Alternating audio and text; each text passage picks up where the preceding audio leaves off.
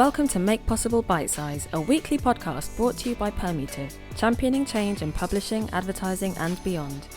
Each episode, we chat to an inspiring guest about their careers, their lives, and how they're making change possible. Let's bite right in. All right. Hello, everyone.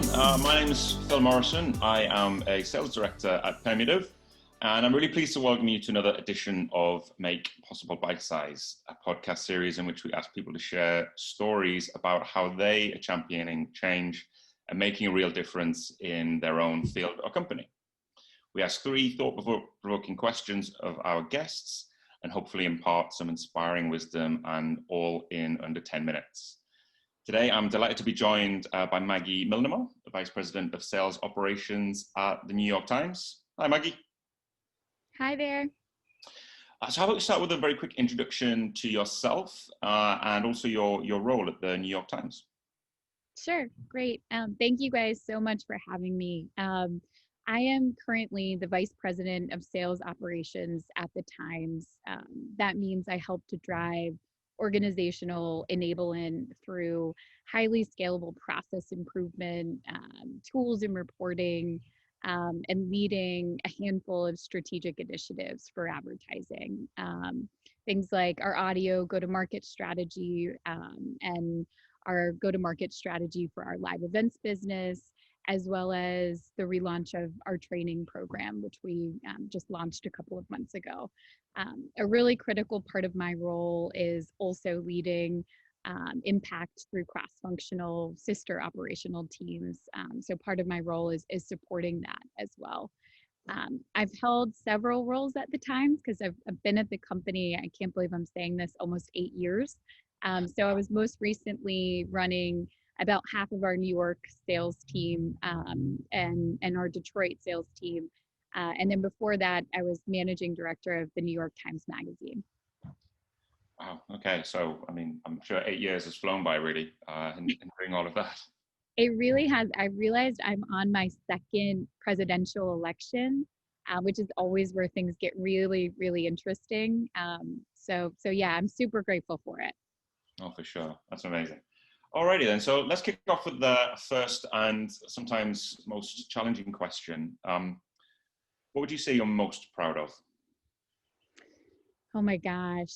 I think that it has been such a challenging year, such a challenging 6 to 12 months. And I would have to say one of the things I'm most proud of recently is the team's ability to adapt and evolve in a time of, COVID and social injustice and moving to working from home and, managing childcare and then managing teaching your children at home.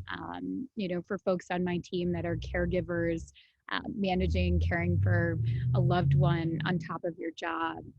The Times as a company and then the ad team that I help manage, we've been through so much this year, just like so many organizations in our industry and really in our world. But our ability to adapt to a virtual way of working, to be successful under a lot of pressure, industry pressure, world pressure, political pressure. I've just been blown away by that. And I think it speaks to the quality of our journalism, the quality of the client relationships that we have, the incredible work of our ad innovation team and our T-Brand studios, and really the level of talent that we have in our organization to keep going really against all odds. So I think, most proud of the transition we've been able to make, and just blown away by the success we've been able to create and drive in spite of a lot of challenges. Yeah, for sure. And I mean that resilience in working in such extraordinary times, doesn't come naturally. It sounds like you've got such a good team there that can really adapt and be resilient to those challenges in a way that I'm sure many organizations are probably quite envious of. Totally. I mean, there's just an incredible level of talent at our organization. I say to people I work with, the smartest people in the room, some of the brightest minds, but also really committed to the mission of the journalism and what the Times is doing in the world. And so, I'm not surprised looking back that we were able to do what we were able to do. But, you know, if I would have sat with you 6 months ago and forecast how our year was going to go, this wasn't even the story. This wasn't even in the book. So it's been a lot, and I'm really proud of what we've been able to do. Fantastic. Okay. So building on that then a little bit, what do you think, what are you focusing on today to continue that success and build on what you've learned about your team and keep things moving onwards and upwards at the New York Times? Yeah, I think one of the things that I've learned personally over the years is always to look inward and say, what am I doing to grow myself? What am I reading? What am I studying? How am I learning more every day, or every week or every month, whatever your capacity is. Through that line of questioning personally, it took me to wanting to go back to school. I selected a 6-month leadership program at Harvard Business School, which really helped me understand other parts of the business and actually led me into the sales operations role. But I think born out of that is also a lot of the sales training work that my team has launched to just help our team continue to grow and deepen what we're doing every single day and not stay stagnant. And it also is just frankly to keep up. I mean, we're launching new products and new ways of working with clients. Really, almost it feels like a constant stream of innovation. And so, making sure that you're paying attention to industry trends, that you're showing up and being present in the trainings and the work from the experts that we bring in. I think that's really a critical part.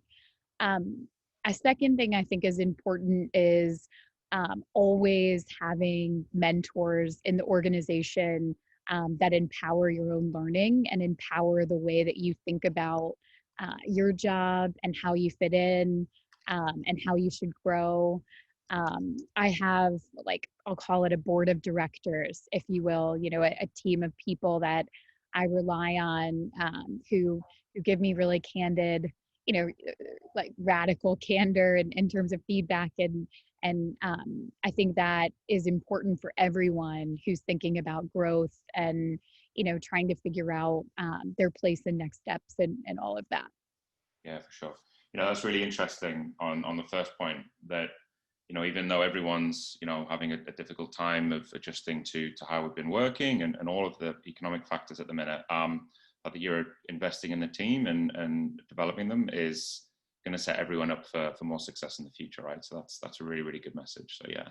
And it keeps changing, for example, today we have a training on how to lead a virtual room. That's something we wouldn't be doing 8 months ago. Yeah. Exactly. And so I think, we have to adapt in real time as the conditions by which we do business continue to change. So yeah. After this, if you want to share any advice on how you deal with a wall of silent blank faces on a Zoom, that's very, very valuable for everyone on the podcast. I think positive, like nodding or thumbs up or clapping, those are my new favorite moves. Just positive reinforcement, because we're all going through it. We're all in it together. Absolutely. Okay, good stuff. All right. Our last question. So, and all the things you've been talking about and going forward, do you have a sort of a guiding light or philosophy when it comes to making things possible? I do. I think I have a couple, maybe too many. One that has always stuck with me is, I think that gratitude in business is so underrated. And I think it's something that's always carried me into all of my roles at the Times and before that in my career. The idea of being grateful to have this opportunity to be in this room, to be aware of all of the work you had to do to get to that point, and taking a moment to be thankful for that, and being aware of how lucky we are to work in this industry.